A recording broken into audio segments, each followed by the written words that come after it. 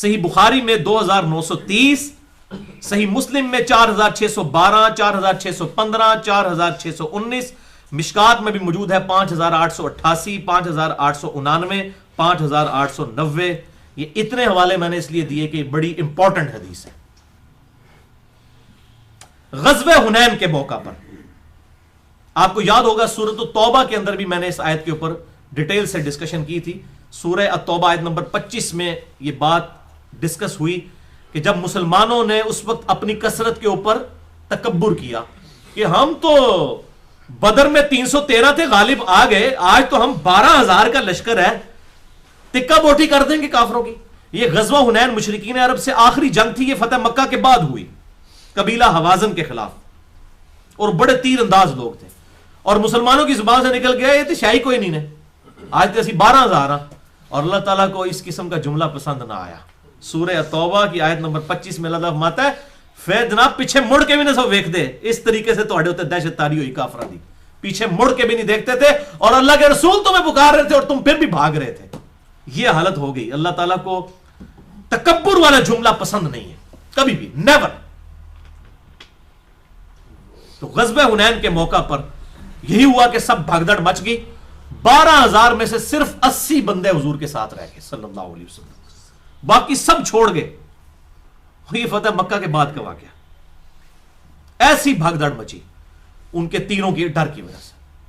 اب یہ ایک موقع ہوتا ہے جس میں پتہ چلتا ہے کہ لیڈر فرنٹ سے لیڈ کرے آگے، اگر وہ اپنے پیشن میں سچا ہے نا تو اس کی لیڈرشپ پھر نظر آئے گی۔ اور صحابہ کہتے ہیں ہم نے دیکھا، ہم تو بھاگ رہے تھے اور آپ صلی اللہ علیہ وسلم اپنے خچر پر بالکل کافروں کے لشکر کے اندر جا کے اکیلے اللہ اکبر رجز پڑھتے ہوئے انا النبی لا کذب انا ابن عبد المطلب، مجھے کوئی شک ہی نہیں ہے، میں جھوٹا نہیں ہوں، میں اللہ کا پیغمبر ہوں، میں ابن عبد المطلب ہوں، میں عبد المطلب کا بیٹا ہوں۔ یعنی پوری دنیا مجھے جانتی ہے۔ یعنی یہ ایک موقع تھا جس میں لوگ چیک کر سکتے تھے۔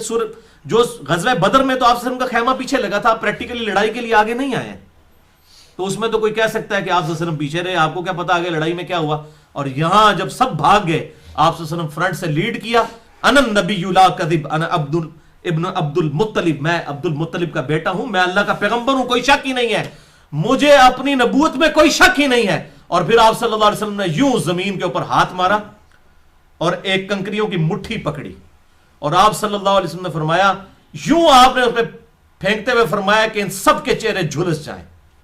اور صحابہ کہتے ہیں اللہ کی قسم سب کی آنکھوں میں جا کے وہ لگی اور سب کے سب اندھے ہو گئے سامنے آئے۔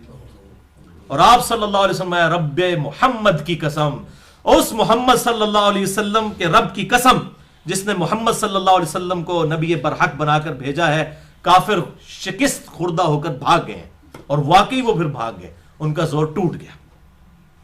یہ آپ صلی اللہ علیہ وسلم کا معجزہ الحمدللہ اشارتاً اللہ تعالیٰ نے اس کا ذکر قرآن میں بھی کیا ہے، سورۃ الانفال کی آیت نمبر 17 میں، وَمَا رَمَيْتَ إِذْ رَمَيْتَ وَلَٰكِنَّ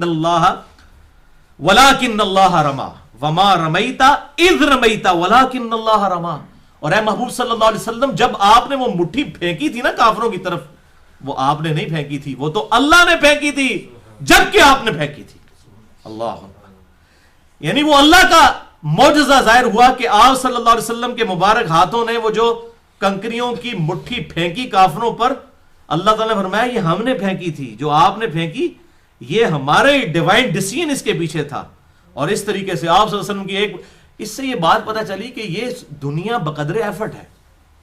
صحیح مسلم میں آتا ہے آپ صلی اللہ علیہ وسلم جب بنو ثقیف کو دعوت دینے کے لیے گئے طائف کے اندر، تو آپ صلی اللہ علیہ وسلم کو لوہان کر دیا گیا، اور پہاڑوں کا فرشتہ آیا کہ آپ اجازت دیں تو ان کو سرمے کی طرح مسل دیں۔ آپ نے فرمایا ان کی آنے والی نسلیں جو ہیں ہو سکتا ہے ایمان قبول کر لیں، اور واقعی قبول کیا۔